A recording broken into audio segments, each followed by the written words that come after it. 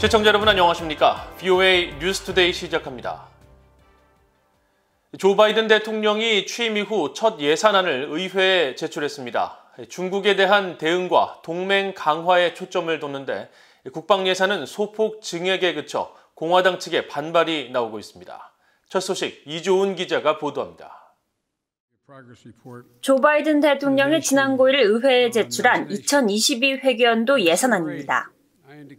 1조 5,224억 달러 규모로 2021 회계연도보다 8.4% 늘어난 금액을 요청했습니다.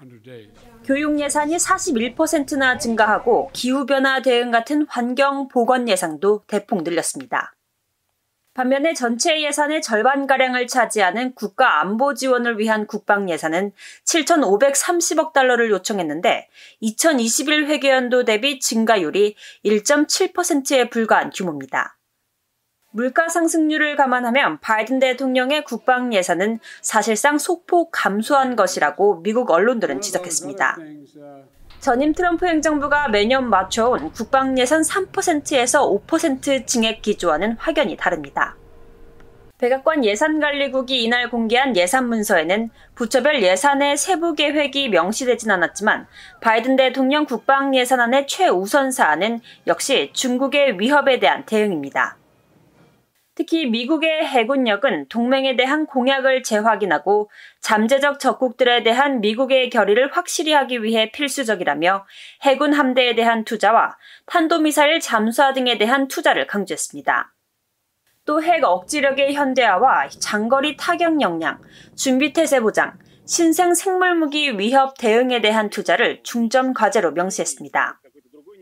국무부 예산은 미국의 글로벌 입지 보건과 인권 지원, 기후변화 대응 등에 중점을 두고 12% 인상된 635억 달러를 제안했습니다. 구체적으로는 세계보건기구 WHO와 UN 인구기금, UN 인권 고등판무관에 대한 재투자 계획을 밝혔습니다. 또 미국의 난민 입국 프로그램 재건과 2022년 최대 12만 5천 명의 난민 입국 지원에 필요한 재원이 예산에 반영됐습니다. 특히 미국의 리더십 보건과 부상하는 독재주의에 대응하기 위해 인권과 민주적 가치 증진, 부패 퇴치를 위한 재원에 투자를 대폭 늘릴 것을 제안했습니다. 공화당 의원들은 바이든 대통령과 민주당이 중국에 대한 대응을 강조하면서도 사실상의 국방 예산 삭감은 걸맞지 않다면서 강력히 반발하고 있습니다. 하지만 민주당 내 진보 세력 의원들은 국방 예산의 대폭 삭감을 요구하고 있어 바이든 대통령의 첫 예산안에 대한 의회 심의는 진통이 예상됩니다. VOA 뉴스 이조은입니다. 오는 15일 미국 의회에서 열리는 한국의 대북전단 금지법 관련 청문회는 북한 문제에 대한 미국과 한국의 근본적인 시각차를 보여주는 것이라고 미국 내 전문가들이 진단했습니다. 미국과 한국 정부 사이에 갈등이 우려된다는 지적도 나오는데 하지만 미한 동맹에 큰 영향을 미치지는 않을 것으로 전망했습니다. 김영교 기자가 보도합니다. 에반스 리비어 전 국무부 동아태 담당 수석 부차관보는 VOA와의 전화통화에서 미국 의회에서 한국의 대북 전단 금지법 관련 청문회가 열리는 건 한국과 미국이 북한 문제에 대한 시각차를 보여주는 또 다른 사례라고 지적하면서 바이든 행정부의 인권 중시 외교 정책을 강조했습니다. The current administration is once again returning to the norm in U.S. policy, which is that human rights is a major consideration of the United States government and the American people, and where possible, the United States wants to work to try to put this on the agenda, not just with respect to North Korea, but China and other countries as well.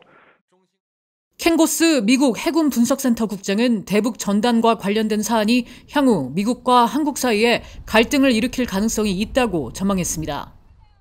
This is going to cause tensions between Seoul and Washington on the best way forward. The Biden administration seems to be shoring up to being a return to a rather traditional North Korea policy, in which we support the issue of human rights and things like that, which in theory is a good thing to do. In practice, it can cause all kinds of complications.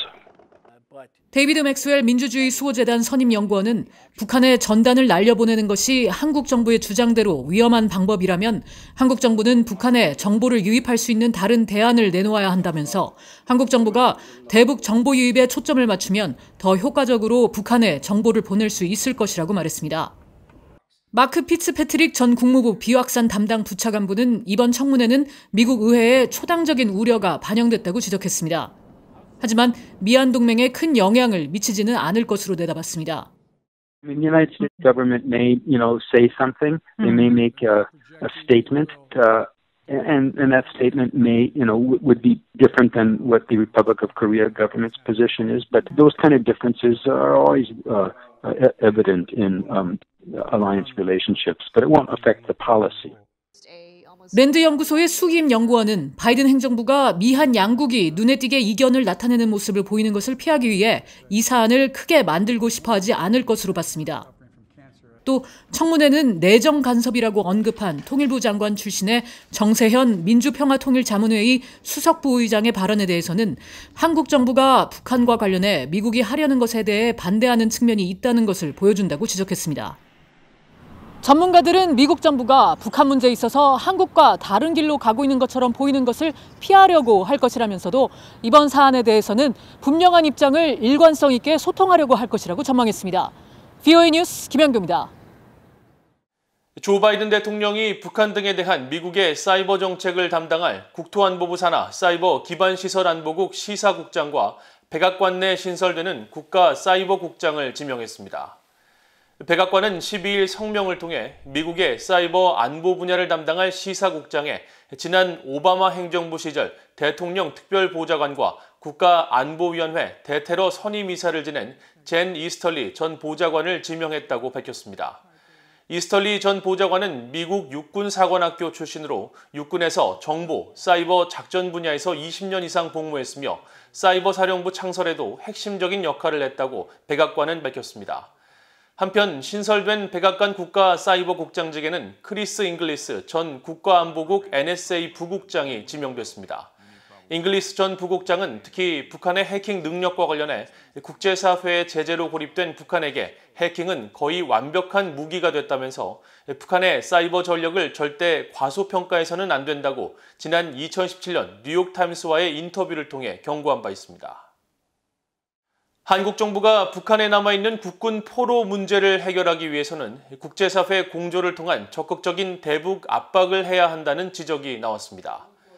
한국 국회 제1야당인 국민의힘 소속 조태용 의원은 12일 한국의 북한 인권단체인 물망초가 주최한 세미나에 참석해 국제 공조를 통한 전략적 접근과 압박은 북한에게 인권과 국군 포로 문제를 다루는 심리적인 부담을 느끼게 할 것이라며 북한이 국제규범을 준수하고 자정 노력을 할 수 있도록 한국 정부가 국제사회 여론을 주도하고 지속적인 주의 환기를 이끌어내야 한다고 강조했습니다.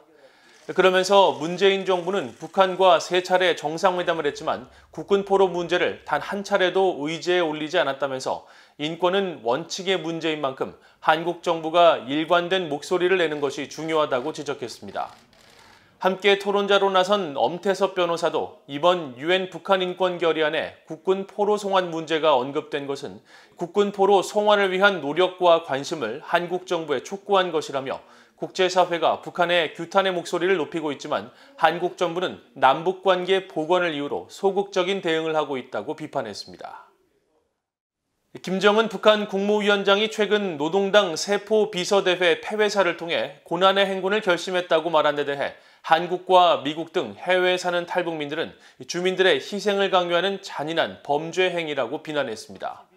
탈북민 출신 지성호 한국 국회의원과 탈북민들은 SNS 사회관계망 서비스와 유튜브 등을 통해 고난의 행군은 북한 주민들에게 사상 의지를 강조하는 정치적 구호가 아니라 최대 300만 명이 아사한 고통의 상처라며 김정은의 발언은 체제를 유지하기 위해 다시 주민들에게 희생을 강요하는 잔인한 범죄 행위라고 비판했습니다.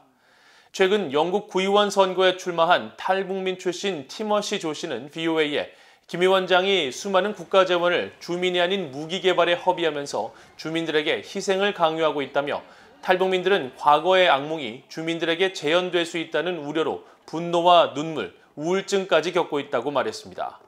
미국에서 박사과정을 밟고 있는 탈북민 이성주 씨도 북한 지도부가 경제난 등 자신들의 실책을 외세의 탓으로 돌리기 위해 고난의 행군을 통해 결속을 외치고 있다면서 그러나 많은 북한 주민들은 과거와 달리 북한 정권에 책임이 있다는 것을 알고 있기 때문에 역효과를 초래할 것이라고 지적했습니다.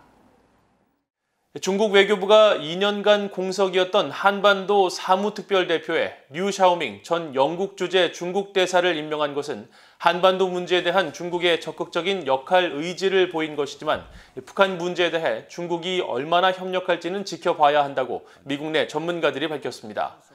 패트리샤 김 미국 평화연구소 중국 담당 선임연구원은 12일 VOA에 중국이 2년간 공석이었던 한반도 사무특별대표를 임명한 것은 바이든 행정부가 북한 정책 검토를 마무리하고 동맹들과 향후 조치에 대한 조율을 강화하는 상황에서 중국도 한반도 문제에서 적극적인 역할을 하겠다는 신호를 보낸 것이라고 평가했습니다. 스콧 스나이더 미국 외교협회 미한 정책국장은 중국 정부가 바이든 행정부의 대북 정책 검토에 맞춰 새로운 특사를 임명한 점은 주목할 만하지만 실제로 북한 문제에 있어 미국과 중국이 얼마나 더 협력할지는 지켜봐야 한다고 말했습니다. 이상으로 VOA 뉴스투데이를 모두 마칩니다. 시청해주신 여러분 고맙습니다.